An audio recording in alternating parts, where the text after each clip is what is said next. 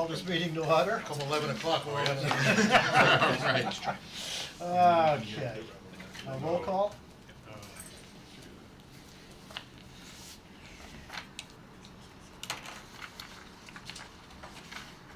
Rich Gussenberg, Here. Sean Kimball, Here.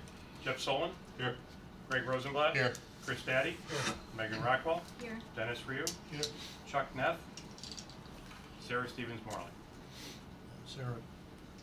Sarah's mom had some medical issues, so she Chuck. is not making it today. All right, Pledge of Allegiance.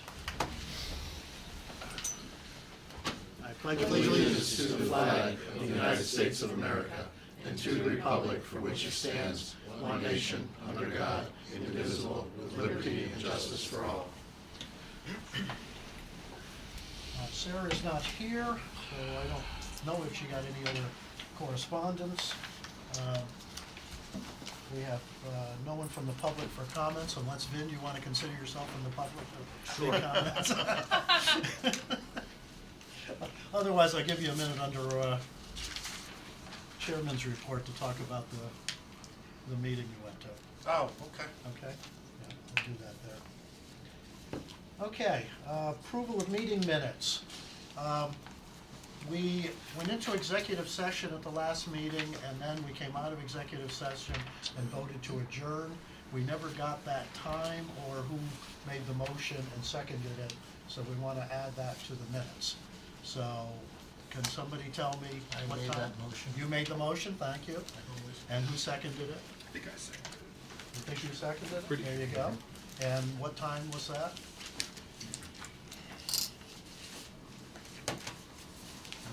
Finish. Yeah, I answered one of it. I didn't know this was a two-part question. Well, sort of three-part now. Well, but- it's on video, right? No. No, not because we because went it's into executive executive session, so they stopped the video. 10 o'clock. So, 10:10? 10, 15. 10:10? 10:11? 10:11. 10:11. There you go. Sorting the things after. Right. 10:15, because that's what I was texting. Okay, yes, 10-11 sounds good. 10:11. Accurate. There we go. So do I have a motion to approve the minutes as amended? I'll make the motion. All right, second? Second? All right, any discussion? The All those in only favor? thing you might Yes. wanna spell Marion Road, Where is this? page, 3. It's M-A-R-I-O-N. Second paragraph. So, second paragraph where? Oh, yeah, Page first 3. line. Yeah, good catch. Oh, it's kind of a little bit everywhere.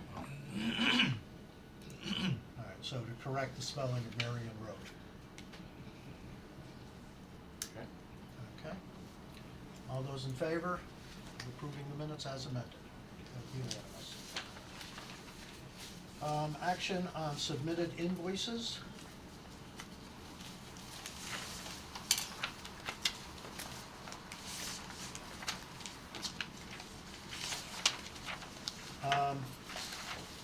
Before we do this, I'm gonna need to have a motion to amend the contract for Tecton. For Tecton, for both of their contracts. Yep. Uh, And, well, Rich, you go ahead. Okay, you get an by way Well, of. let me get the motion first. Okay, We need a motion to amend Tecton's contract to add $13,000 to the Norton contract for the traffic study, $20,000 to the north end for the traffic study. Can I get a motion? So moved. So moved. A second? Second, oh, go ahead. Second? Now, Rich, if you would, okay, so just like the expenses that we had to get an amendment for a motion from the building committee. When the building committee originally approved Tecton's contracts, they did it for the basic services. The basic services were, schematic design development, so on and so forth, added up the total and it came to a value. That's the purchase order that they got. It didn't include the reimbursable expenses, which you amended their contract previously. They also had an alternate for the traffic studies. Now, we obviously know that they did the traffic studies, but we need to get that amendment in order to make that eligible for reimbursement from the state. So So that was specifically excluded in the original? it wasn't excluded, but it was never added to the building committee when they accepted I guess when you accepted Tecton's contracts, you had a sum, there was a total sum, but the sum was just for the basic services. Where was the basic services defined to where it didn't have? The- I mean, there- did the basic services say all the No, other well, so consultants? to that question, there was an alternate that specified the traffic study as alternate number one, $13,000 for Norton. Gotcha, so it was excluded from the basics and it was separately Correct, listed? yeah. That's all I was asking. Oh, okay, yeah. All right. So any other discussion? All right, then, all those in favor of adding that to the agenda? We have to do that first. It's unanimous. Now, approval, okay, so we added it to the agenda. Now we have to have a motion to increase the Tecton contract for Norton School by $13,000 So, for the traffic study. I'll So second. moved. Seconded, discussion? All those in favor? Unanimous. And now we need a motion to increase the North End contract by $20,000 to cover the traffic study. so, I'll second that. So moved, seconded? So we're actually accepting the alternate. Right. That's right. That's correct. Yeah, that's all. That's all we're doing. But we have to do it formally in order to Understood. make sure we get It's- yeah. reimbursement. Any other discussion? We also have to approve it because of the invoice for it. Right, it's on the invoice. That's why we have to do it before we get to the invoices. It just makes it clear for me to understand, okay, it's the alternate, it was already there, it was already documented, we're just saying now, That's there it is, Yeah. let's take it. Yeah, exactly. All those in favor? Okay. Now we can go through the invoices. All righty, invoices, New Norton Elementary School, owner representative services, Arcadis, $4,232.40. Do we have a motion? So moved. So moved, second? Second. Seconded. Any discussion? Seeing none, all those in favor? Unanimous. A motion for pre-construction services for O&G Industries, $10,324. Do we have a motion? Dennis? Second? Sean? Any discussion? Seeing none, all those in favor? Unanimous. And a motion for architectural services, Tecton Architects, $223,980. Do we have a motion? So moved. So moved. Seconded? Second. Any discussion? Okay. All those in favor? And unanimous. For the North End Elementary School, owner's representative services, Arcadis, $4,199.65. Do we have a motion? Move to approve. Dennis, second? Sean, any discussion? Seeing none, all those in favor? Unanimous. Pre-construction services, O&G Industries, $10,324. Do we have a motion? So moved. So Yeah. moved. Someone else. Second? There we go. Been moved and seconded, any conversation? Question, they're both, Yeah. I noticed that both the O&G Industries invoice is the same number. Is that just, that, nobody else has that, so I just didn't know, is that a typo, or is that indeed, we're just sequentially starting at the same starting point for both schools? That's actually, they have a lump sum for both schools, same rate each month. So it's a standard rate that they bill every month. regardless of what we're doing. The invoice number, Oh, I'm sorry. not the dollar amount, the Oh, actual. yes, it is, because they have invoice 8 for one school, invoice 8 for the other school. Gotcha. Okay, that was good. All those in favor? Opposed? No, unanimous. And architectural services, Tecton Architects, $214,884. A motion? You're the So architect. moved. Second? I'll second. Any discussion? All those in favor? Unanimous. Very good. Thank you, everyone. Chairman's report, I'm gonna ask Vin to take a second. He represented me at the Inland Wetlands Commission. I was out of commission that day, so Vin nicely stepped up. And just to give us a little report as to what happened there. Yes, I'll be glad to do that, Mr. Chairman. And it was my first meeting ever of inland wetlands, and I have to say I was very impressed by the commission members and the technicalities that, they were able to address and deal with. And I know it's here on the report from Tecton, but the public hearing was continued. And that's simply because Ryan from Vinesh, who was presenting, had some, final adjustments he wanted to make, and he didn't want to surprise the commission walking in with changes. So they did decide to continue the public hearing. I think it's just going to be one more meeting, is my guess. Ryan from Vinesh made the bulk of the presentation. Jeff Wazinski was there as well. There was a soil scientist hired by Vinesh, Marty, and I don't remember his last name. It's just Marty. It's just Marty. Madonna or something. So the presentation was well received. There were questions that were back and forth. I think that the Inland Wetlands Commission members were all satisfied with where the project is going. They've got all their questions answered. There was one resident from Dryden Drive who had some concerns. It's actually south of the property. Water drains from south to north. His concern was some flow coming back onto his property, and Ryan was able to explain not only would that not happen, but also the drainage improvements after the new school are built will be better than they are today.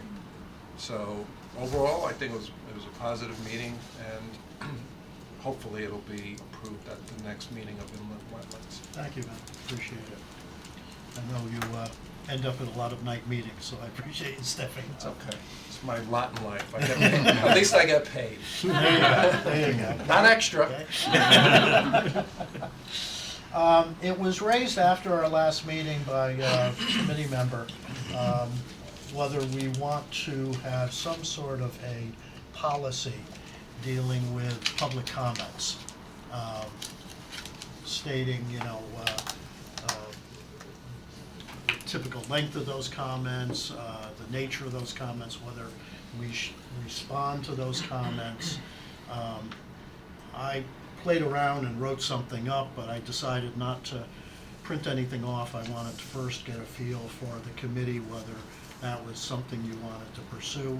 If it is, I think I would probably take what I wrote up, send it to Jeff D'Onofrio, have him take a look, and then put it in front of this group at an upcoming meeting. But we haven't had a lot of people come to give comments. We had a number of people from the Energy Commission, we had the soccer people, and we obviously had someone last meeting for planning and zoning. There have been some people who have called out questions and things like that. So I guess I'm just asking, what is your druthers on this? If you want to pursue it, I'd be more than glad to put As something far as out there. what, responding to those? Well, if you'd like, I can, I didn't run it off. I can sort of share with you what I had put here. It'd be similar to like what the town, if you go to the town council meetings, when they call up public, they say, hold your comments to 3 minutes maximum, for instance. I sort of like the freewheeling approach, and you seem to keep them in control, Rich, so. Yeah, I don't know if we need to formalize something. I think it's up to the group. What I had written here said the Next Generation School Building Committee encourages input from community members. Written comments may be sent to Sarah and will be shared with the full committee at the next meeting. Reasonable written requests for information will be answered in a timely manner as provided in state law. People who wish to address the committee are welcome to attend our meetings. A time is set aside at the beginning of each meeting for comments, and then there's some bullets under there. Since our agendas are often quite long, the committee requests that comments be kept to a reasonable length, generally 3 minutes maximum. Be aware the committee generally will not respond immediately to questions or requests for information. We strongly urge you to make requests for information in writing too, Sarah. And that public comment is expected to be presented in a cordial and professional manner. Aggressive, offensive, or otherwise inappropriate comments will not be tolerated. And then the last bullet, if an individual or group wishes to present to the committee and needs a block of time greater than a 3-minute comment, then a request should be made to the chairman at least 7 days before the meeting.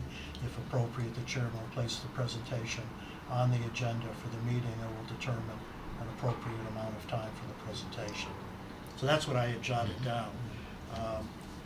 I guess the question is, do we want to pursue it, or are we fine where we are? We haven't had a lot of people, but you know, if we feel that it would be helpful, it's fine with that. I'm not sure I wanna formalize it that way. I mean, so far it's worked out, Mhm. and we haven't had to restrain you from choking someone, so Not him. that works. Not him. Any other comments? I'm of a different mindset. If you get pulled over for driving through a stop sign, saying it comes a complete stop, it doesn't mean you're going to get a ticket. But the rule is there to be enforced if necessary. For instance, you see it on the news all the time. A meeting gets out of hand. And we don't have to invoke this all the time if things are going cordial and nice, but if something does start to get out of hand, we can say, hey, excuse me, we have a policy, this isn't the way we do it.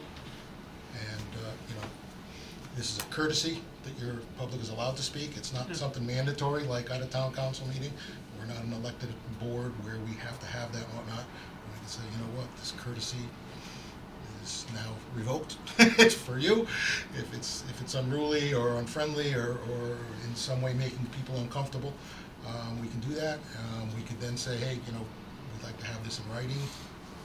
We've answered some minor questions, but in general, we prefer to have it so that we'll respond back.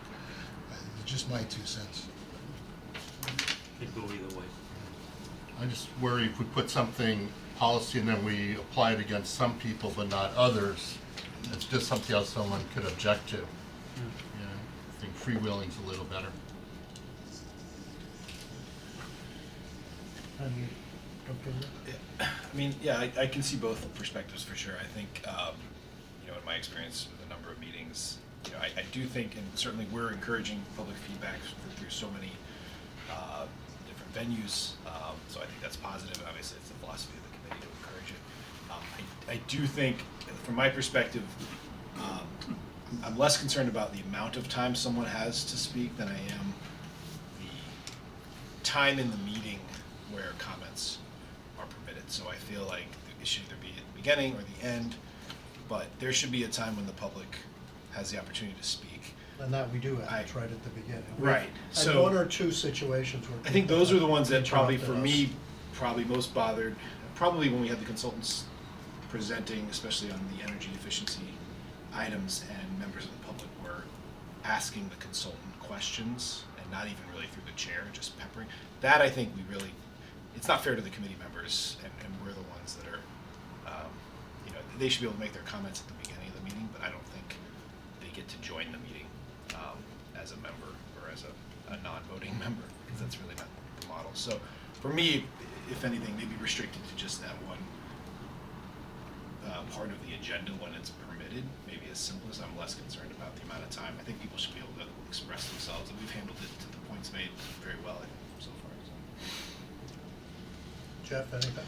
Yeah, I agree with Sean. I would only elaborate on that point to say that, we have to be careful in the way we craft something like that, because, make people feel uncomfortable, for example. That sort of language is pretty subjective, and members of the community have the right to go to the line and not over, profanity towards people, things like that, that's that's out of bounds, but make people feel uncomfortable is not. And the benefit of this is that it is, it does provide a black and white standard to what people are expected to do. You know, at the board level, we read a statement about public comment before public comment. Something not quite as deep as that, but 3 minutes and it sets some expectations. But, you know, I know that we have tried to encourage dialogue, which is good. Other comments? So I'm getting the sense that we'd like to just hold this in our pocket for now. Is that, that's where we're at? I'm not, you know, super passionate in either direction on it. Take it or leave it. Do you want to make a motion, or you want to just leave it at this point? I think that's, everybody's input's valuable. Okay. We have it here. If we find that we're getting into some issues, we can always bring it back. Even without formally accepting it, we can always make sure that we, let people know when they come to make comments. Some people may or may not adhere to that, so no matter what you say. I might ask, though, that instead of maybe making a motion for this being a formalized policy, do we have some consensus on it as just a general guideline that we think is somewhat appropriate? That doesn't Yeah, have I to mean- be formalized in the bylaws of the group, if you will, but how do we all feel about something? I mean, it's absolutely appropriate to set boundaries, and I think that's, you know, when Greg was saying Rich has tried to do that throughout. Now, I wasn't here for the last several meetings. I was busy helping Vin through our budget, but, Helping Vin. Was he a good help, Vin? it's kind of the other way around, but the, you know, it is, you do need to have some standards, and there's public guidelines for that. Yeah, I think we're gonna continue to hold the line for comments, and just the group should be conscious of that. And most of the people that have come have been fine. They haven't always understood, the process, so you may get someone who falls out in the meeting or something. Yeah, I remember a young couple that came, that was great, like, they just wanted to participate, but they really just didn't understand the rules of public meetings. And so I was able to take them out in the hall, we had a conversation, and they were very appreciative. Like, oh, okay, now I understand how it works, that makes sense. Yeah. So, You're gonna get that, that's gonna happen. All right, so we'll hold on to it, we kinda have a consensus of what we're looking for. If we find that it becomes an issue, then we can always bring it back. Keep it handy. We can pull it out next time it comes I up. don't think anybody vehemently disagrees with that, so if we do need it, and somebody says, well, where's your policy? Yeah. No, if you'd like, I'll send this out to everybody and you can take a look at it. I wrote draft right on it so that it was very clear this was not anything that's formal. Working group recommendations. Dennis, Greg, and Chuck were a group that took a look at our quotes for third-party code review and third-party structural peer review. Chuck's not here, so I don't know what Want me you to do code and you do structural? Sure. Reviewed everybody's qualifications, looked at their references and how much work they've done similar to what we're requesting them to do. And on the code review, we narrowed it to 2, and then based on price, we'll pick one of those 2. The 2 we were most impressed with were AKF out of New Haven and Versteeg Associates out of Torrington. What is that one? Versteeg, Versteeg Associates out of Torrington. So, from our subgroup, whichever one has the better price of those 2, Okay, I think we'd be happy with. so I'm opening up for Steve. And the letter is, go ahead. Oh, you're dating yourself if you do that one. Yeah, right. Okay. no Brandy reference? Something about the sewers. Oh yeah, put it up the. That was a Carnac right, reference, yeah. yes. That's why I say he's dated himself. This is for the North End School. So we asked them for two prices, one for the one school and one if they did both. So on the one school for North End, their total is $26,550. This is for Steve, right? For Steve, yeah. 26,550? 26,550, yes. And if they were to do both schools, 22,570 for North End.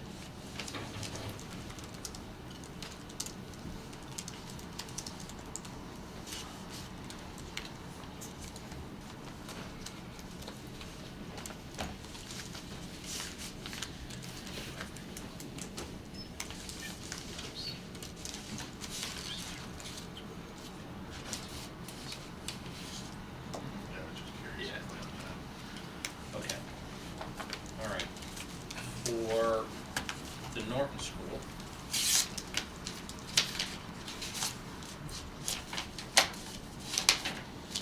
$22,100.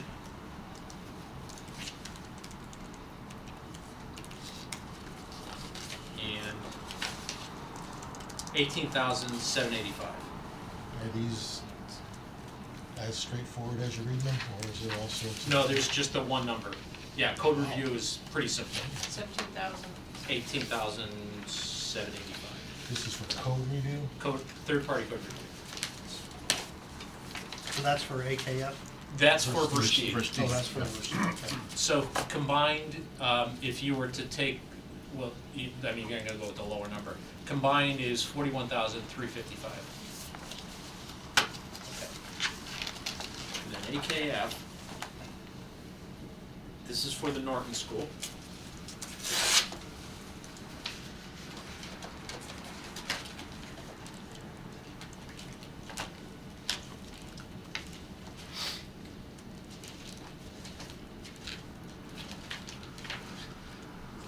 Okay, 23, no, I'm sorry. They had reimbursables, $25,500. Which 25. school, this is Norton? This is Norton, Okay. 25,500. So that's comparable to the 22,100 for Right. Versteeg. Okay, and then, if it was for both schools, okay, it's $55,000, but I think you combine the two. Yeah, well, that makes sense.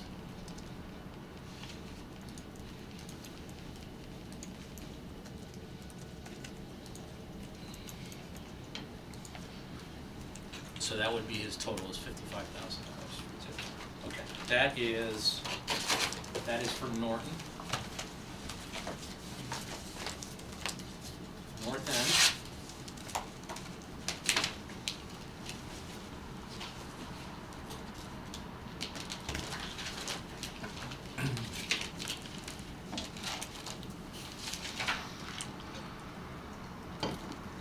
Okay, 30,500 for North End for one. Okay, and it would be the 55. And then, yeah, I think, yeah, we'll just confirm that. 55,000. So $55,000 for both schools for AKF and $41,355 for Versteeg. And there's, everything's the same? Everything is the Just same. Scope, no, okay. Yeah. All right, I'll so, make a motion. so based on that, doing both for Versteeg is the Make a least motion expensive? Mhm. Make a motion to approve to Versteeg. approve Versteeg Associates as the code reviewer for both projects. Okay, do we have to have separate motion for each school, or is this? Yes. That's Yeah. fine, okay. So, we're doing both, but it would be, For the North End at $22,570. okay, do we have a second? I'll second. Second, any discussion? All those in favor? All right, and a motion for Norton? I'll make the motion for Norton for Versteeg Associates $18,785. Second? Second. Any discussion? All those in favor? Unanimous, very good. Okay. Third-party structural peer review. So of the 6 qualification packages that we received, we narrowed it down to 3, which had a resume that pretty much matched what we were looking for. And the 3 are E2 engineers, What was that? E2, E2? yep, out of New London. PES out of Hartford, and Mackey Engineers out of Hartford.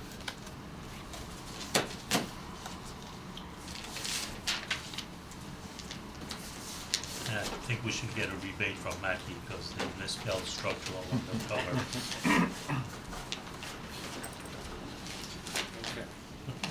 So these were all neck and neck, see what the money is? Mackey, Yeah, Yeah. E2, and the third one? PES, P as in Peter, ES. Yes.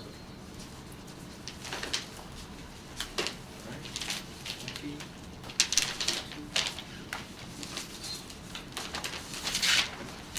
all right.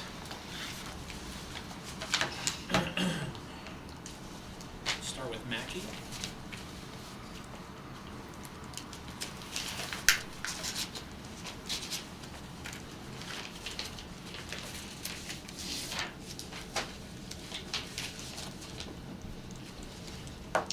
Okay, they have a total of I'm sorry, this is for the,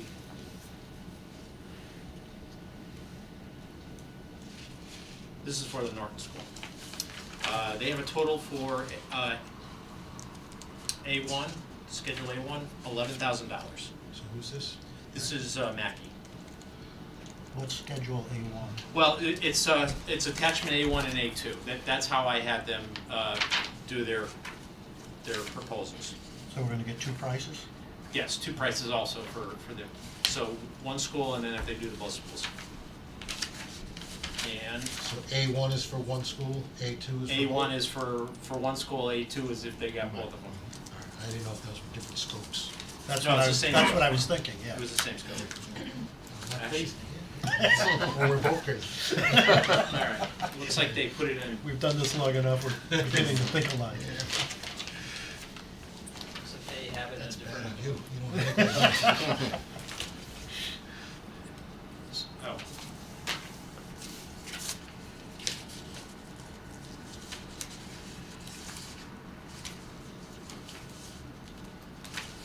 Oh, okay, it was attached. If they were to do both the schools, their fee for well, actually, I think they did the same thing as the other contractor. Combined it. Yeah, 23,000 total, 23,000 total.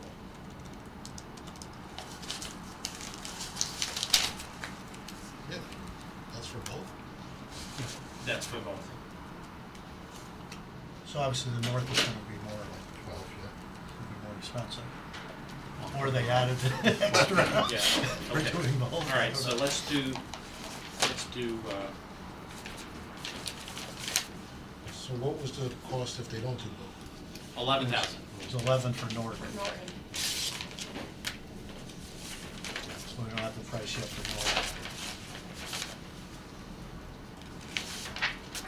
Norton. Okay, $12,000 for Northern. So they didn't cut anything out for getting both. Comes to 23, but great. Okay, Sure. so no discount. No. 23. That makes sense. Because you have to do the It's the work. exact same work. Regardless. Yeah, it's the exact same thing. Okay, all right. I can see that. So we Yeah. have saved money over time by doing it that way. That was Mackey. E2.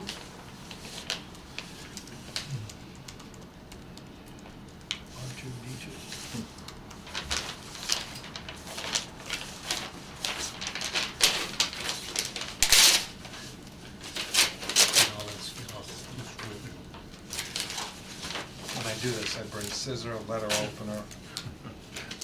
Gotta be prepared with all the tools. Tool belt is good. For bid opening. Well, they have those envelopes that you can't rip and you Yeah. can't tear, you know? Looks like a samurai when he's opening a bid opening. All right, E2 for the one school is 14,500. Which one? Which one? Oh, I'm sorry. This is the north end, And the number again? 14,500.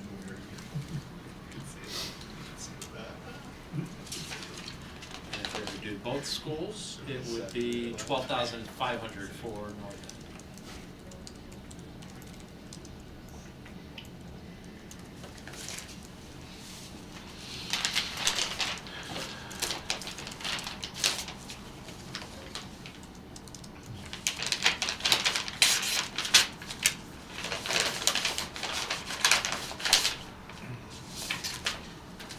And for Norton.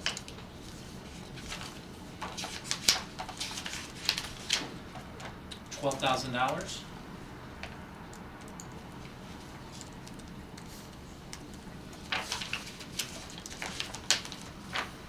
And 10,500. It's a tie, Tie. yeah. 23,000.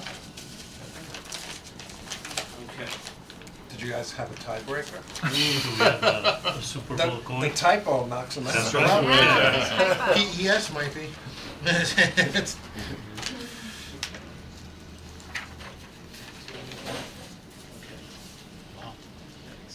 We got separate for A1, A2. That is correct, yeah. The hours and everything is exactly there. That's amazing.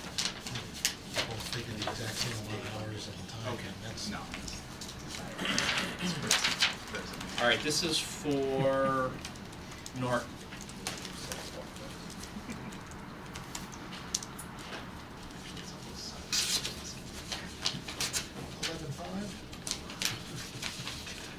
You wish. $26,000.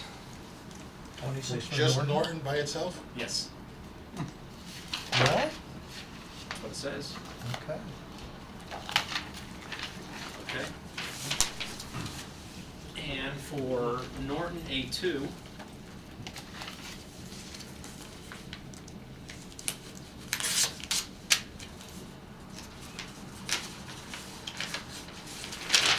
This is Norton if they get both.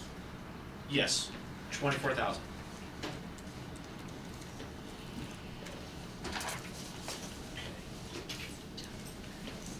Who's, is that Horton? Who's your instructor? Oh, Michael Horton's our instructor.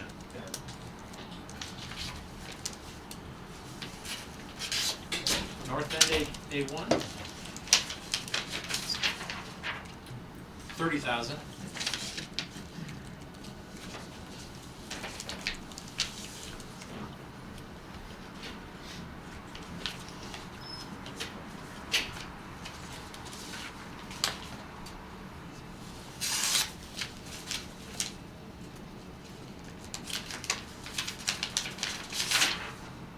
$28,000.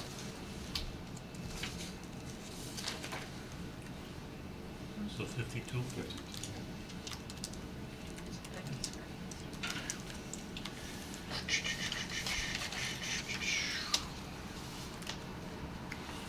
Yeah, I'm happy with the discrepancy, having two of them at least be on the low side Right, together, at yeah. least you got some correlation, you know. It's a sanity check, if it was the other way around, you'd say, why is this guy so low? Right, So long, exactly, But yeah. with those two being right neck and neck, it's, even their breakdowns are similar. It's, So we have two firms. If we give them both contracts to the same firm, both at 23,000. How do we proceed? How did you guys, did you rank the firms? No. I think that, it's up to the committee. it's gotta be up to you two guys, which, or three. to- Yeah, Chuck's not here.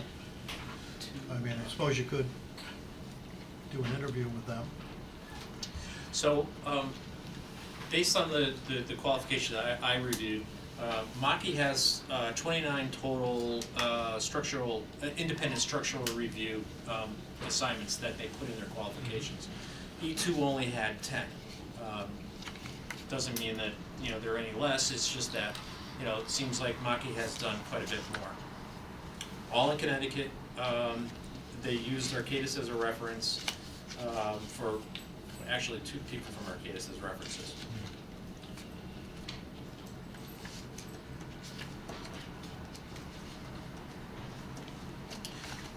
E2 has 10 total independent structural reviews.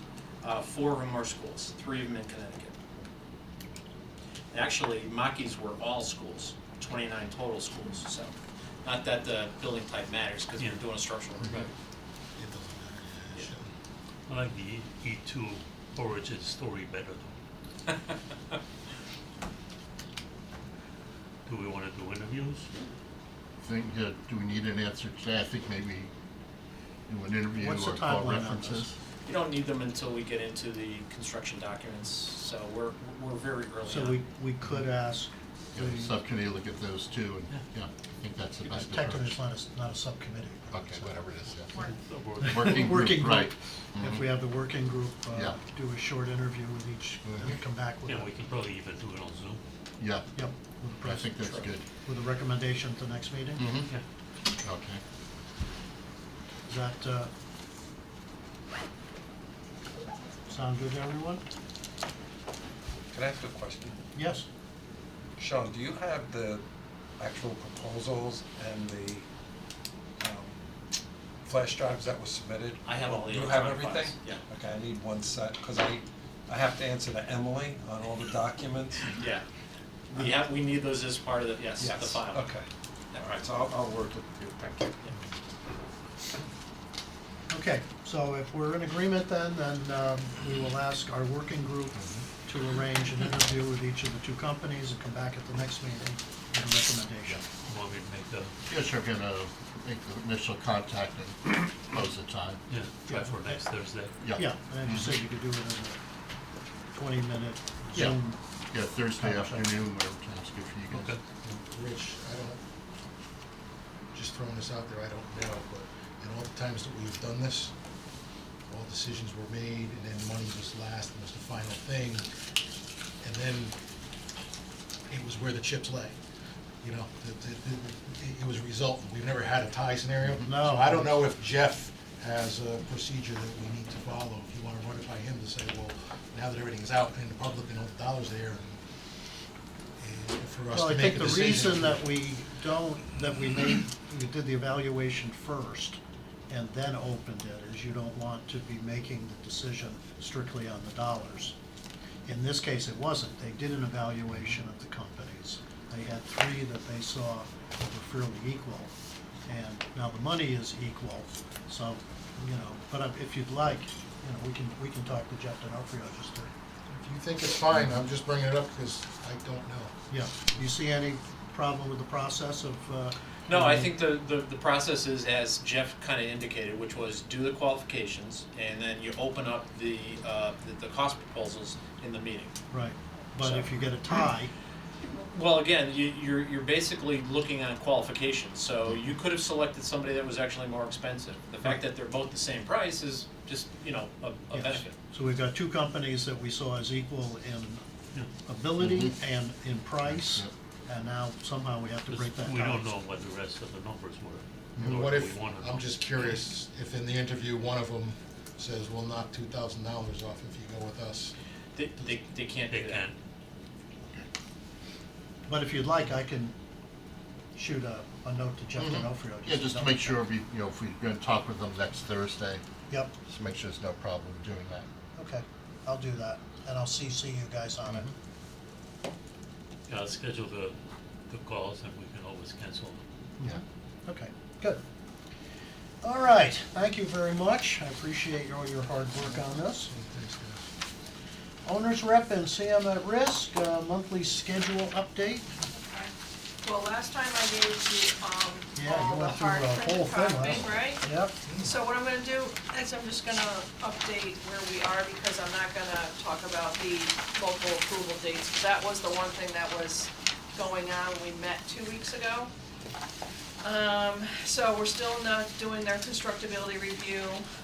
O&G prepared a constructability review for North End, and I'm starting Norton. I haven't done Norton yet, working on that. Just reiterating the fact that we were talking about phase one bid documents at the last meeting. There's a herpetologist study that we talked about, and the geothermal test wells we talked about. So just wanna remind you that we're gonna continue that discussion, not necessarily tonight, but for the next meeting, the 22nd. Those should be starting to get finalized. We're working on our design development estimate for North End, and you'll see in Tecton's update, we've got the reconciliation meeting scheduled for both projects. And what else is going on? I think that was it from the pre-construction, all the pre-construction activities. The rest are all pretty much the meetings that have been occurring between Inland Wetlands and PZC for both projects, so. There wasn't much of an update from 2 weeks ago. That's why I didn't prepare a whole nother schedule. I definitely will for the beginning of next month. So that's basically it, and you'll hear about the update to the local reviews for Tecton's report. Thank you very much, Laura. So the next P and Z meetings and whatnot, that's, Yeah, that's in their report. I've also, it'll also be updated and reflected in the next update, because things have changed in the last 2 weeks. Monday night. And you've got some important meetings coming up. it's coming Monday. Yeah, you've got important meetings coming up, your next building committee meeting, which is the 22nd. We should be preparing the DD presentation for North End. We'll be talking again about this phase one, the herpetologist and geothermal test wells. The meeting after that, March 14th, is supposed to be the DD presentation for Norton. So you've got some important meetings coming up. They're all important. Yeah, well, important than others. Okay. Budget update? Okay, so you have a copy of the budget update. Actually, we got 4 pages. So you've got the budget itself. Not much has changed except for what has been paid to date. That obviously changes every time you approve invoices. We had no encumbrances over the past month, so you're not going to see any new encumbrances. But if you turn to the second page behind the budget, you'll see that we do an orange contingency report, and you can see that we've actually moved some money from the orange contingency into various line items. And the two that got moved were $14,730 to the Arcadis contract, and that is, if you recall, this is I should have started. This is the North End budget, but as you recall, we took Eagle under our contract, so that we didn't have to go through the whole public procurement process again. And then Emily was reconciling the amount. There was a budget amount for commissioning, but what we actually approved was a little bit higher, and so she actually moved $1,180 up into that to cover that. So the next report, you'll have the traffic study in here. The next report will have the traffic study in there, and it depends on whether or not we'll move anything from owner's contingency, because we did have a value in Tecton's contract that we had some room to move. Okay. It wasn't the exact amount. And then for Norton is the same thing, no encumbrances, just the invoices, and we haven't moved anything from owner's contingency. What you will see next month, in addition to the traffic study, because that did get encumbered, but we'll also have what we just reviewed. Okay.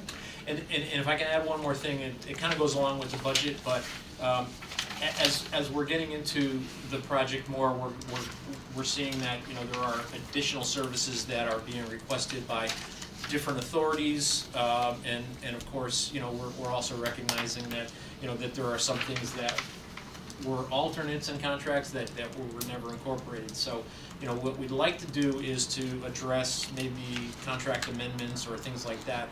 I can tell you that we've got things coming up for as Laura just alluded to, there's a herpetologist that we're gonna need to hire for the north end. We're gonna need special inspections from the structural engineer, so that's Michael Horton Associates, they're gonna do that, we'll amend Tecton's contract. And then Laurel had mentioned this at the last meeting, which is the steel pre-detail. So these are kind of things that, that we'll preview as far as what's coming up, and then we can put it to a committee vote for amending the contracts. And you've asked it in the future, I add that. Yeah, if we have that agenda line, then we can as we can address those. Contract amendments. Yeah. And if you give me detail beforehand, I can denote that Yeah. in the agenda. Well, generally, what I'll do, and we've talked about this as a team, is that we'll bring it to the committee as this is something that's coming up. We're going to need. We don't have a proposal yet, and then once we do, then the committee can take action. Okay, good. So you'll be aware of it before. I think that's always wise. Yeah. All right, question for you. Yes. In the top right, which is estimated grant funding, this is 46.65%. Yeah. And it says estimated town costs, and it's exactly the same percentage, 46.65. Is that correct, or should that one then be 53.35? Same thing on the north end, where it's 44.54 for both. Yeah, that is a good question, Chris. I'll have to ask Emily what the. Probably a typo type thing. I don't know if it's a typo. Emily's usually pretty good about this. I think that I'll get her logic and then I can give you an answer on that. But Well, I mean, 50% is that's the statutory. that's the aspirational amount. Right, the 44, it's reduced because of, a bunch of square footage and excluded portions, so we're not getting the full 50% right now. Right. That is true. Yeah. And I don't know if that answers the that- question. No, that could because be- the grant funding is listed as 46.65, and then it says, well, the estimated town cost, which would be the differential percentage, so that the two add up to 100%. that's true. Those two percentages should add up to 100%. Yeah, that is correct. Yeah, so what they're saying is the estimated town costs, if the grant funding were 46.65, this is what it would cost. Yeah, that could have been a Yeah, copy and That's- paste, Chris. Yeah, The that's, I think, what- 51,885 is correct. because it adds up to the total Yeah. amount. It's just the percentage that might be. It's just the percentage number that's there. That's what I'm talking about, is Yeah. that the percentage number in the parentheses doesn't seem correct. Yeah, and that doesn't look like it's a cell. That's just that was typed in. Yep. Just seemed odd, but I'd ask. Yep, good point. Okay, open item log? One Okay. minus. Yes. That's a typo, I got that.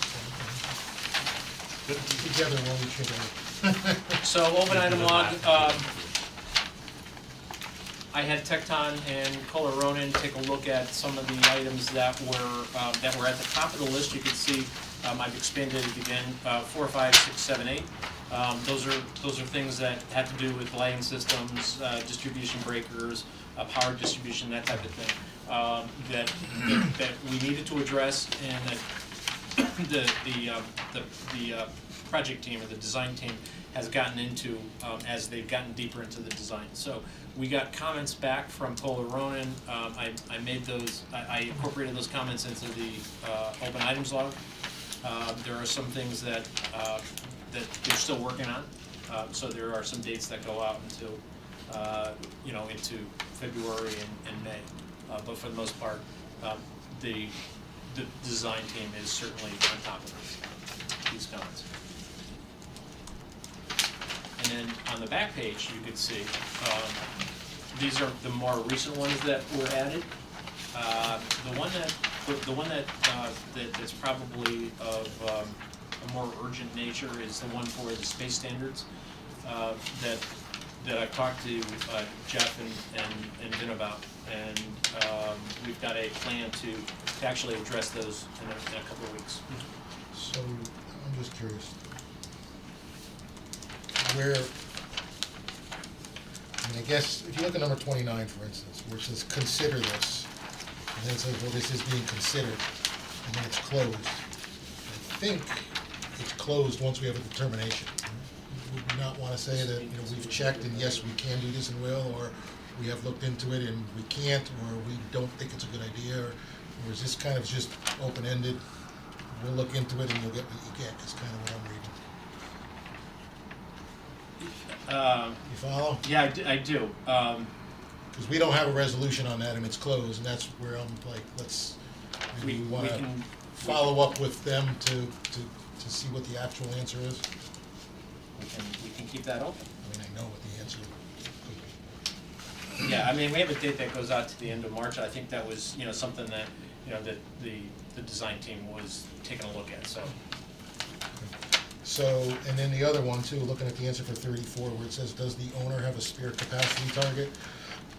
The Connecticut School Construction and Design Standards has specific requirements, so I would think that they would know what that is, because the school has to be designed according to those standards, so, I mean, Jeff and Justin, you agree that we're following the Connecticut School Construction Design Standards? Yeah, sorry, So that would be the minimum. 34 you're talking about? It's at the bottom So of the first 34 at a minimum needs to meet those standards. Yeah, I'm not quite sure. This is, does the owner have a spare capacity? We'll get you a more definitive answer on that. But I agree, yeah. Any other comments on the open Just, item log? If we wanna dig the wells in April, Yeah, we need to, we got it, yeah, so, I've had conversations with the town on that, and, what I don't wanna do is do an RFP, this is more of a straight Right. bid type of thing. So we just need to put that out there. So maybe I'll have a conversation with you, but, what I was thinking is maybe we can just give them criteria and solicit some numbers that we can then have them, send in. I don't know if we have to publicly, I'd have to confirm, yeah. It's not a bid, it's, Well, no, Jeff D'Onofrio says it has to be a bid because of the value. right. But, I don't think we need to do a qualifications and proposal. I think we can do a straight bid. Yeah, and we can get you information, because we just did this from them, so. Okay. That describes what Yeah. they need to do. Yeah. I've been doing RFQs, RFPs, so I just need to understand what that process is, and then we can get it up on the, on the announcements. on the website. Yeah. Question for you, number 35, it says this will be reviewed when the structures are in place. Oh, for the cellular repeater. Yeah, so I'm just curious, like, how exactly are they gonna review that, and if a determination at that time, end of November, is determined that we need it, are the architects gonna be able to provide real estate for equipment, and is the structure gonna have capacity, or are we gonna then get into reinforcing at that time, whereas right now it could be into the design? My experience has been that with cellular repeaters, you really can't test for whether it's needed or not until there's actually a structure that's actually constructed. And at that point, then they can do an evaluation So that won't be November 30th. of 20. I think it's The wrong year, I think. It's in 20. Then 11, 13, I got 24. yeah. It's gotta be 25.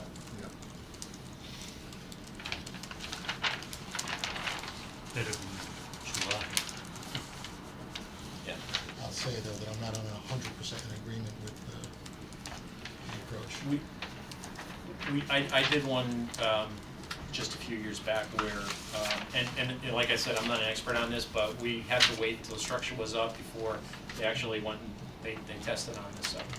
You're an electrical engineer, And I'm a former RF engineer with Verizon and Okay. AT&T, so if we have kick and signal in this, over there, I mean, if it's like blaring hot right now, look at your phone, it's really solid signal, then you're probably fine. Yeah. Wait, if you go there and you don't have any signal standing out in the field, you're not gonna have any when you're in a building. that's true, yeah. And I think our experience has been that, you might have a strong signal just in the field, but that you might need some additional repeaters in the building if the structure kind of interferes.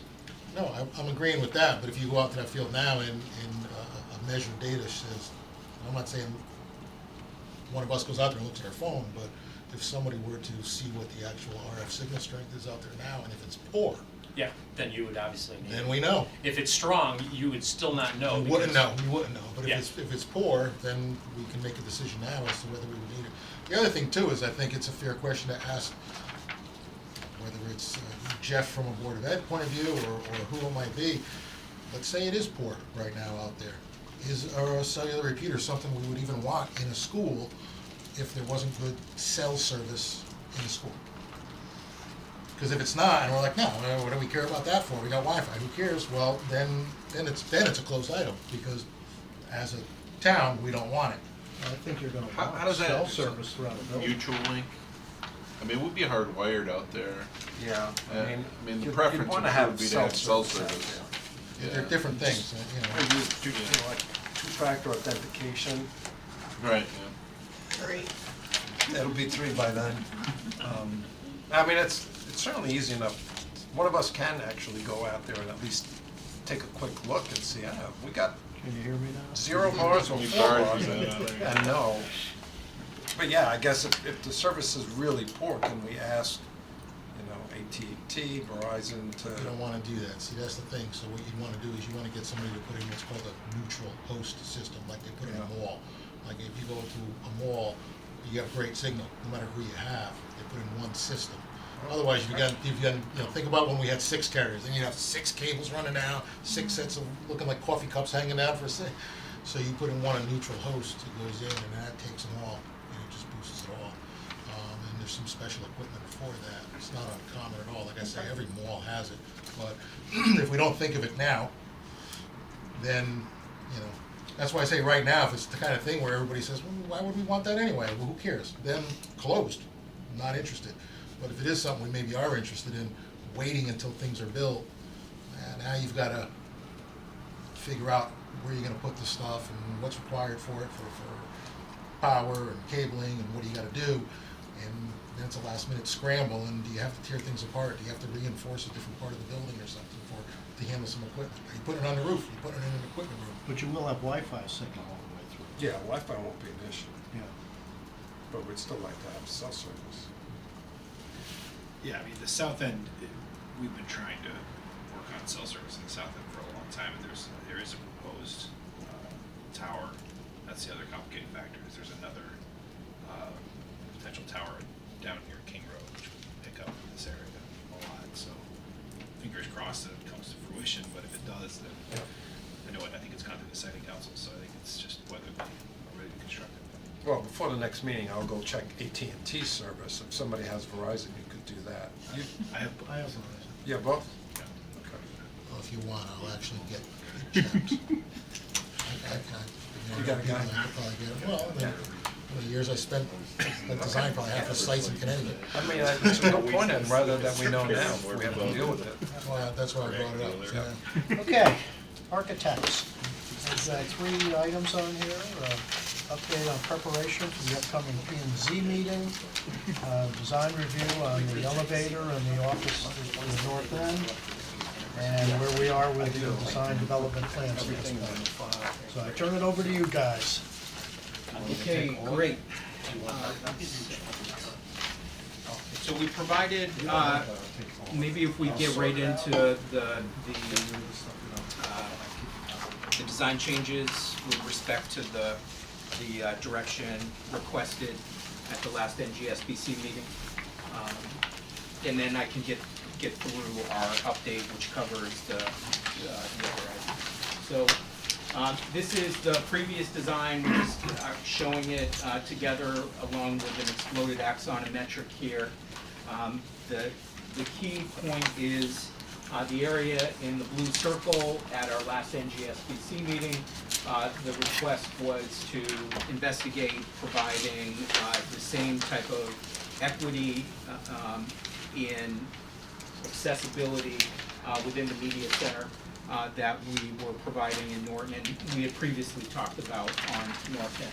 So we have also been attempting to address the Cheshire Public Schools request to make sure that our principal and our assistant principal, or people who otherwise are, their home is in their office, to be able to have access to an exterior wall or direct natural daylight. So we think that our solution, our proposed solution has addressed both items. And here you'll see the proposed revision, where the areas that are in green have kind of slid from the bar sharing the demising wall between the gymnasium up to the front of the building.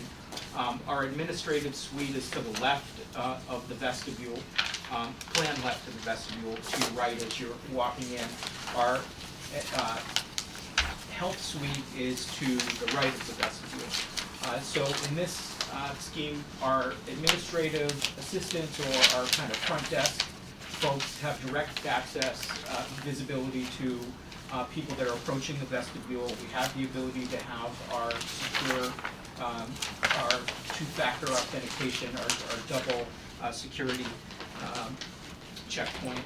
And our principal and our assistant principal are on the left exterior wall with an exterior window. Similarly, in our nurses or health suite, our nurse is also towards the front. The one distinction here between the previous scheme is that our health suite and our administrative suite are no longer connected. However, we're able to have their entry doors directly across the hallway from one another, and both right up front outside of the vestibule. So this is very similar to the way that we have the arrangement at the Norton Elementary School, and we think that that is an improvement and hopefully addresses the concern. So the media center, you'll see, is basically the big move, as we discussed at our last meeting, was to mirror the relationship of the media center between the main level and the upper level. So where in the original scheme, if I can toggle that, our media center was right up front in the building, adjacent to the entrance, and our upper level or second floor of the media center was further back within the building.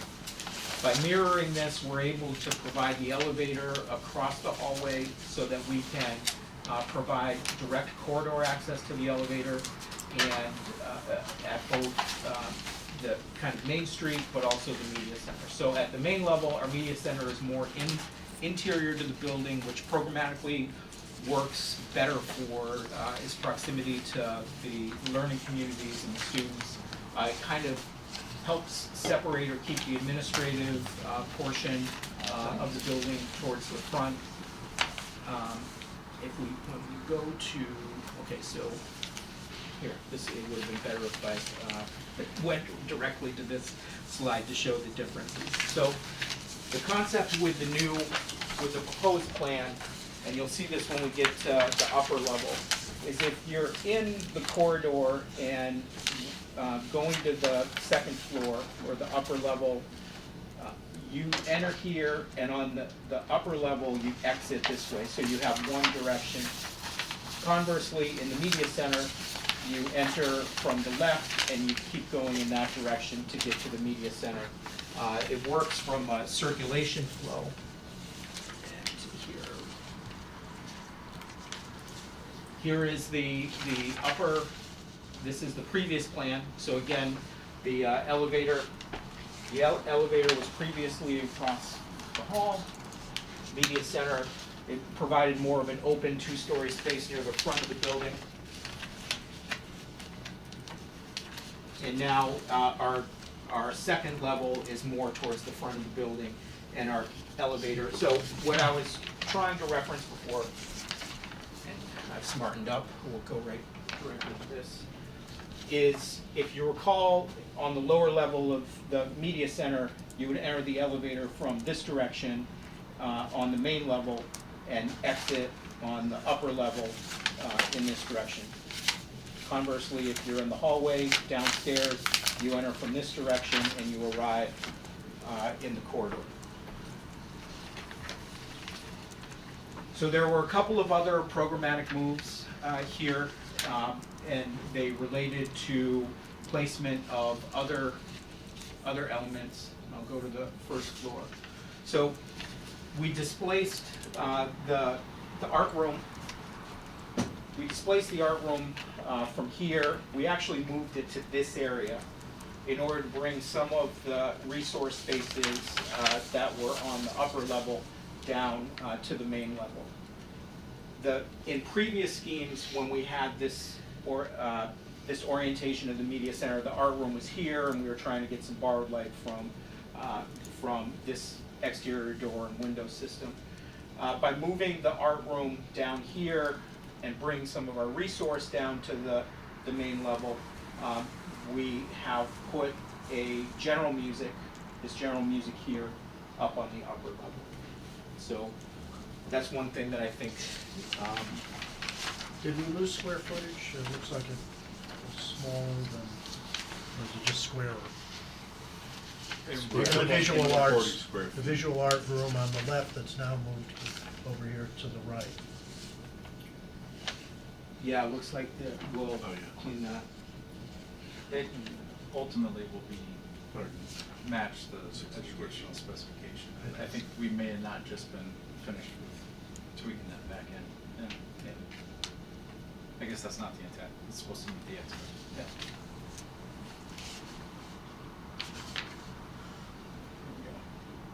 so this, by placing the elevator there, the ratio between main level media center space and upper level media center space changed a little bit.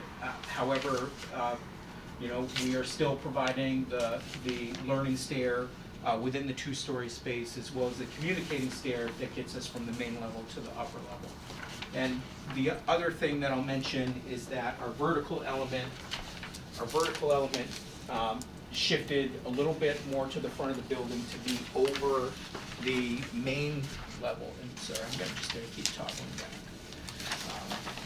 It shifted to be over the entry to the administrative suite and the health suite. So that vertical kind of reading room on the upper level ends up being the start of the two-story space. That is. Does that change the exterior look? No. No. No, it actually helps bring some daylight into go one more with that plan. It allows us to get some daylight into that hall, which is kind of nice, because that piece moved up a little bit, so. So, in the original version of where the elevator was placed, you had a little storage closet next to it that could have been the, oh gosh, for VE, we need an elevator that has a machine room, and therefore now we can use this for the machine room. Do you have a way to accommodate if that's the case here? I mean, are we sure we're gonna not Yeah, need you can a have a remote elevator machine room as well, so Okay. if we needed it, it would just be across the hall, yeah. Cool. Yeah, no, it's a good point. Yeah. So on this upper level, when you come out of the elevator, how wide is that, well, I guess I'll call it a corridor that goes up into the main part of the media center? Is that workable space is what I'm asking? Yeah, it looks like it's between, I don't have the exact figure, it looks like it's between 8.5 feet to 9.5. It's a good space for seating. Are you talking about in the media? Yeah. In the media center itself? Yeah. I think Yeah, this is right. a great spot. Yeah, that's what I was looking For for. seating in here. And then obviously, because we still want the two teaching areas on one per floor. So you would still be able to put some tables there Oh, yeah. and still Oh, yeah. have appropriate movement of a wheelchair Yeah, or oh, whatever? absolutely. Yeah, it's easily 8 feet, if not a little bit. Okay, Yeah. I just didn't want it to be a narrow. No, well, if this is 3 foot, the door, it's close to 8, maybe to 9. But we can get you some dimensional height. Yep. Yeah, and we're gonna need to show some more furniture, some more casework in Yeah. there. The exercise in the last 2 weeks was try to figure out programmatically how this can work and still accommodate the intent. So you still have a lot of window space in the media center. Yeah. Obviously, the major part of the media center now is moved upstairs, which may not be a bad thing since that's where your 4th, 5th, 6th graders are, and who are gonna be doing research and a lot of other work in the library. Yeah, I think on the first floor, what it does though is it pulls it more to the center of the building, which I think is helpful. Mhm. Because before it was a little bit, it was in the front of the building and we were a little bit, it just seemed, you have to take another corridor to get to it. Now it kind of lives, down in this zone, which Yeah. is, I think, a little bit, I think it's improved. Not to be picky, but you showed just a single door going into the media center, is that how it would normally be? Or That corner will probably be, refined and massaged a bit, because I think we gotta look at. I think you'd want something that's very inviting. Yeah, and we gotta look at the book boxes and the, kind of, all of the furniture that's in there and see what's most appropriate. Jeff, how do you feel about the office space, but then also the intervention area and all that? When I reviewed this earlier today with the principals, the Chapman and Darcy, they had an immediate positive reaction to the revision and the layout, from a number of different perspectives. So, I think everybody felt really good about the changes and appreciated the flexibility of the group. No concern about the intervention on rooms and stuff that don't have windows? No, I mean, obviously, for any classroom, any room in a building, you'd have a preference to have windows, but intervention is a place where students are spending only a short portion of the day. It's not a full day occupancy by any group of students. Preferably for staff might, want to try and get out a little bit and do that, but a lot of our intervention staff does push in too, so it's not exclusively pull out, so I felt like that would be a good compromise if there was anybody to be there, that might be better. Now, I see it's indented where the intervention and speech room is, and there's a little square in the hallway there. What is that? You mean the rectangle that? That little rectangle. The that's- bump out, that aligns Yeah. with the bump out and the Yeah. green section at the front of the building. This area here? Yeah. Yeah, I believe that's just a bench that is along the corridor. Oh, okay. So that area though is wider on purpose as a Yes. gathering Yeah. space. So. Justin, is there any need for the elevator to be able to hold like an ambulance stretcher? Stretcher? I believe we accommodate the size of an elevator to be able to fit. It's like a 2,500 pound elevator. I believe you can fit 3,500, you can fit a stretcher in with the back raised. I think that's the criteria that we use. Yeah. And the other question I had is, do we have or even need area of refuge here, or no? Okay. Thank you. Well, you must have areas of refuge at each of the stairways, right? Well, No. Do they since have you any- brought it up, You don't have to? you don't have to by code, No. Okay. because the That's building why I is asked. sprinkler. But, There's still areas at the top of the, yeah, what are we looking at, the second floor, there's still areas beside, in each of our stairs, we still, like that, exactly. I would lobby for a phone there. Yeah. Phone, Yeah. sure. Yeah. We always still I provide thought you that had to have space. them at the top of every stair. Yeah. with- When the alarm goes So- off, the fire doors will close already. Yes. It's kind of a de facto, but the phone obviously supports communication, especially if we don't have great signal. Well, do we want to have a phone or an actual area of refuge system? At the school that I did in Middlebury had a button at the top of each stairway that was in the area of refuge. So you hit that when the fire department walked in, the front said, stairway 3, there's somebody there. Yeah, it's an area of refuge Right. system. Yes. And if we're gonna do it as an area of refuge, then I mean, we should you know, do it as an area of refuge. Yeah, whatever the code calls for, I don't know. But if The you code don't- doesn't, the maintaining code the doesn't code. call for an area of refuge Okay, in right. these things, so it is your preference of what type of communication level With would it- be in this. I don't know what sort of enhanced cost that is. In a sprinklered building, there's a reason the code doesn't require it. Yeah, Because, but you know, you want me to tell you why? Yeah, well, I mean, I can appreciate why, you know. But again, this isn't necessarily an office building. I mean, you're gonna have a first grader, maybe in a wheelchair. Right, yeah, but I mean- But maybe you would hope that they would be with somebody and not by themselves, so. Yeah. One other detail that may or may not change your mind, but you should be aware, there are firewalls, so we are technically separating the building into two. So there's a firewall here and a firewall there. That it's basically a freestanding independent wall, and it structurally separates each building. So technically, when you go through those doors, it's another area of refuge. It's treated as if it's another building, and you have that in each of the buildings, just so you know. It's a Due to the size of the. size of the footprint of the building. We chose that instead of fireproof. Yeah, no, that's fine. I mean, I'd be happy with a simple phone connection there. Yep. Um, just for the odd person that gets left Get behind. stuck, yeah. I gotta be honest with you, I agree with having a communication, but having a phone on a wall sticking out, to me, in someone, a student not knowing how to operate the phone versus having a flush mounted device that says area of refuge, press here for help, to me, I think that's much less knocked off the wall and much more intuitive to say, I am here, I do need help, let me push that button. Totally fine with that. Yeah, the What does phone- it do though, when you push the button? It It's calls the sound. front desk. Close the front Oh, desk. it makes a call, a phone call. No, Yeah. it- No, no, it- no, it alerts the front desk. Right, There's that's somebody all. in a location Doesn't that it needs alert help. the panel?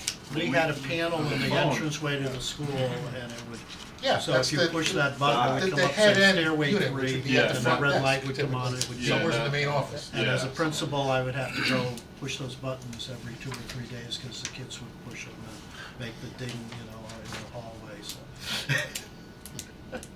Well, It's worth the annoyance. Well- If we're putting something, I think I'm it not should be, complaining if we're about it, putting it's part of the something, process.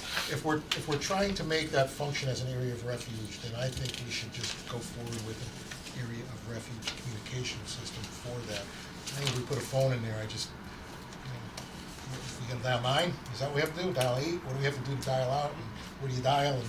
Totally fine with So it. that's my thought. And you could be talking with young children. yeah, I mean, what kid's gonna know, what is this thing on the wall? Yeah, that's, So, that used to be a phone. Yeah. Back in the Well- olden days. I'm in We hear you prepaid, loud and still clear. play with Yeah. it. I didn't follow you, Do so that. you're right. Put a That little took me a There bit. row are of quarters videos on the shelf. YouTube where they have given teenagers a rotary awesome. phone. And said that dial, said, yeah. you know, And and they they- can't figure out how to use it. Anyway, let's come back to the plan here. Dennis, I'd be curious your input, since, you know, you were. Pickle pen. Okay. Could you put that in the? I got it. I got it. Pickle pen. Thanks for listening. Do we have any other comments, input? Any concerns with the revised plan? No, I mean, I think it's great, because some of the moves before were restricting the visibility, but now everybody still has all the visibility for parking. The new offices, those have visibility outside, it's not the same, but they're not the people in charge of watching out at the parking lot, so. I think like it's the a great- office setup a lot better.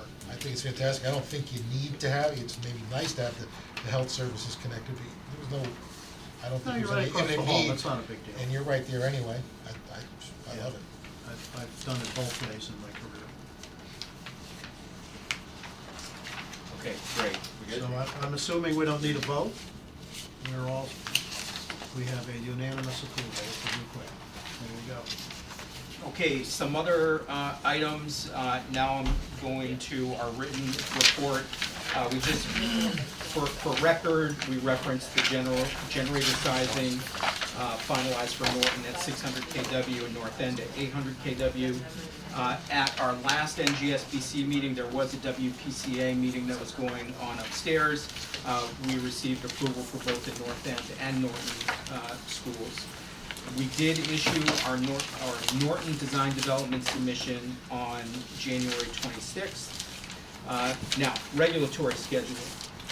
As Vin had mentioned, for Norton,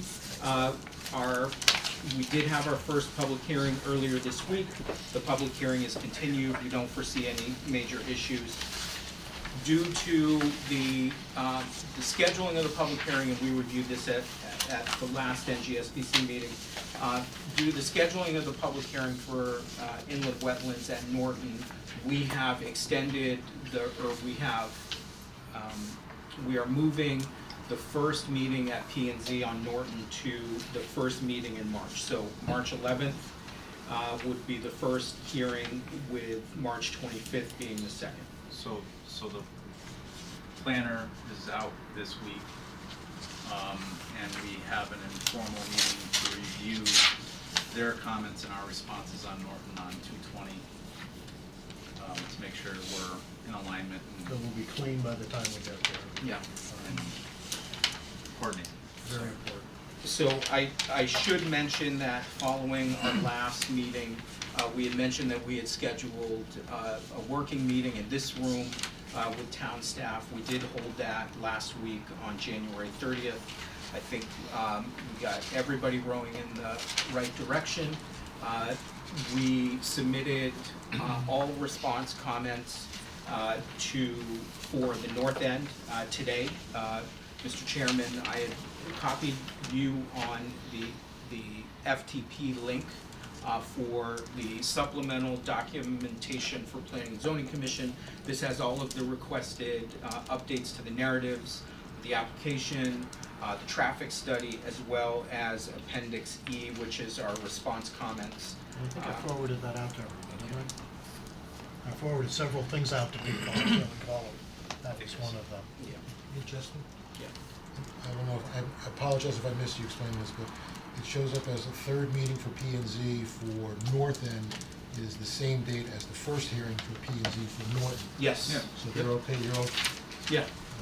I- So the reason why we're listing the third meeting for P and Z is we submitted everything, all of the updates that we went over at our last meeting for updates to grading. We're now at 6.5% and 7.5% grade off of our Marion drives. We have a connection between the Jarvis pre-kindergarten parking and the global or the larger Marion parking lots. We have resubmitted, as part of the grading, some of the calculations for stormwater and earth movement changed, so all of those need to be updated. So, I'm just saying time-wise, it's yeah, okay, okay, you so think? I'm Because getting, the last one was like 2+ hours, and I'm getting to answer your question, I'm sorry, I have a way of kind of going, casting the I just didn't line know out if you there understood my far. question. So, because there's this volume of supplemental information, some of the staff members that are reviewing it are out on vacation this week.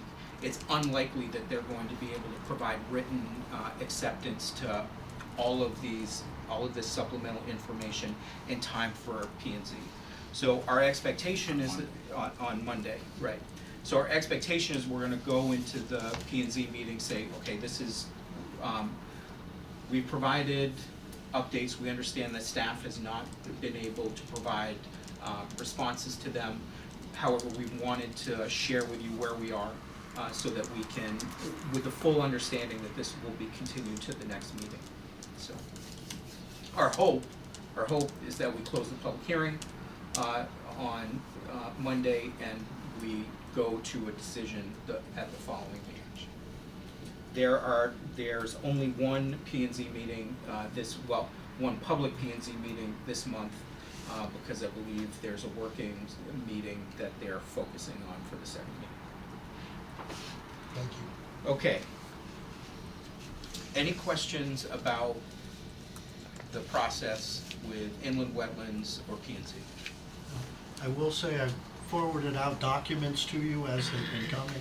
I don't want to overwhelm people, but on the other hand, I don't want people to say, I never saw anything, or I didn't, have a copy, so don't feel you have to read everything that you're getting.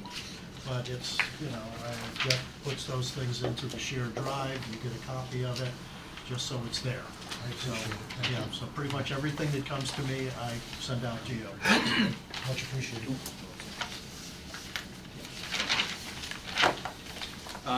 So, NDDB communication, we mentioned at the last meeting that we have been required to get the professional services of a herpetologist, which in order to study the turtles and snakes on site. It's just for the north. Just for the north end. Okay. We do not need it for Norton. We've received the feedback from the NDDB, which is the National Database for Diversity, Biodiversity. I did receive, directly prior to this meeting, an estimate from Benesh, from George Logan, who is a qualified herpetologist, in the amount of $5,981.80. This includes the technical review, 2 site visits for field investigations, and actually 6 total site visits for field investigation, report letter preparation, and administrative communication with with DEEP. What exactly are they looking for? I mean, we know there's a ton of turtles in there, but. They're looking for evidence of the extent of the turtle migration up the hill. If you go out there now, you're not going to find any turtles. Right? So it's an investigation that needs to be done in the springtime when they're moving. The nested hillside. Yes. Yeah. Riverbank hillside. So ideally, this will help fill in some of the data gaps within the state for this, but also provide an extent that we can build into the bidding documents for making sure that we are protecting these areas during construction. Not protecting the areas during construction, but protecting the construction area from the migration of these animals into it. Could it have an impact on our design? No. Okay. No, We're far it's- enough away that we're confident that wouldn't be a problem. Correct. Justin, the proposal that you just listed, is that going through Benesh, or is that gonna go directly through Tecton? This is going to go through Benesh, but it's gonna Benesh, be a and- pass-through Through from Benesh both and then, consultants. yeah, and then to you guys, so that's their value, that's not Benesh's value, or that's not Tecton's value, right? This is their value. Okay, so you'll put it together and we'll be, okay. So So that'll be this- for the next meeting, we'll have it. The spec writing that goes along with that, The spec writing in terms of, well, the last time I did one of those, the herpetologist had a training session with basically all the contractors. oh, interesting, okay. So, you know what to do when you find a turtle. Try not to run over it. Yeah, with don't the make soup, backhoe. right? Yeah. Okay. Because they will find their way into the construction site. I'll ask that question, yeah. I wouldn't have given, my report says that we anticipate receiving it. I got it late this afternoon, I felt compelled to let you know what that order of magnitude is looking like, but we'll ask that question, Dennis, it's a good point. Okay, our design development deliverable schedule, so cost estimates are ongoing. We're receiving draft estimates for the north end, the end of this week, with a cost estimate reconciliation meeting for Tuesday of next week. For Norton, our cost estimate is ongoing, and we have, Laurel, correct me if I'm wrong, it is on Norton March is March 1st 1st. is our cost estimate reconciliation meeting. We have our DDR meeting scheduled. As I previously reported, the first one for North End is March 6th. The second one for Norton is March 20th. We've continued to work with Crabtree McGrath regarding addressing some of the comments from the food service equipment folks. Vin, I sent out the Crabtree's update to Erica and you yesterday. If we need to, I assume that we're gonna need to set up a follow-up meeting because. I'll let you know. She was in Florida, she's Yeah. back tomorrow. We went over the North End Media Center and Administrative Suite design. In terms of the next steps, I mentioned the cost estimate reconciliation, continuing our North End and Norton P&Z and IWWC meetings, and we anticipate at our next full meeting of the NGSBC meeting, we'll have a wider presentation of the design development package. So. Any questions on this update? When you go to the EDR review meeting for the North End, does the estimate have to be reconciled by then? We do need to have both a, it's a good question because the actual CSI estimate that we all work from is different than the State's PSCCD form, as well as the eligible, ineligible. It's typically where we identify any potential budget challenges at that meeting, along with a path that we get to budget. And that reminds me, in advance of the OGA meetings, there are a series of signatures that it's going to be like Jeff or Superintendent Solon is signing a mortgage. We're going to ask you to have a number of signatures on district letter, Bring your et checkbook. cetera. So next meeting of this committee will be really long. Yes, it will. Yeah. Bring snacks. Yeah, we've started to get some draft budget information from the cost estimators. So I think we're optimistic at this point. I don't want to share any draft numbers, but I think we will be in better shape than we were at SD. So It's Laurel's numbers that matter. It's what? it's Laurel's numbers that Oh, I'm referencing. So. Yeah. I'm not saying a word. Sharpen that pencil. All right, well, thank you, guys. You're moving along well. Thank you. Just as a note, I will not be here for the next meeting, although I would like to be able to do it on Zoom if I can. Greg is going to be running the meeting. I have a granddaughter coming, so we're going to California to see the birth of the granddaughter. Oh, congratulations. So, but I would like to be able to sign on, particularly if that's going to be a long, difficult meeting. I'd like to be part of that. Anything else for the good of the order? Chairman, I just wanted to add, I didn't mention when we were talking about the budget that we're gonna start submitting for reimbursement to the state, so the money will start coming back into the coffers. The first one we're gonna submit is gonna be on March 1st, and Emily thinks that the town should see that money by April 15th. It's about a 6-week process. Okay, so, and they've gotten much better, because when I talked to my friend up in Torrington, he said there was a time, I guess it was last summer, where everything was really backed up. Yeah. And they weren't getting the checks in at all. We're still a little bit on an irregular basis because we're in the design phase, but when we get to construction, it'll probably be every other month that we'll be submitting. Anything else? If not, then do I have a motion to adjourn? So moved. So moved. You got that? Got it. Second? Do we have a second? It's 8:40. Thank you. Thank you. We have a second. All those in favor? I said. Okay. Thank you very much, everyone. Thank you.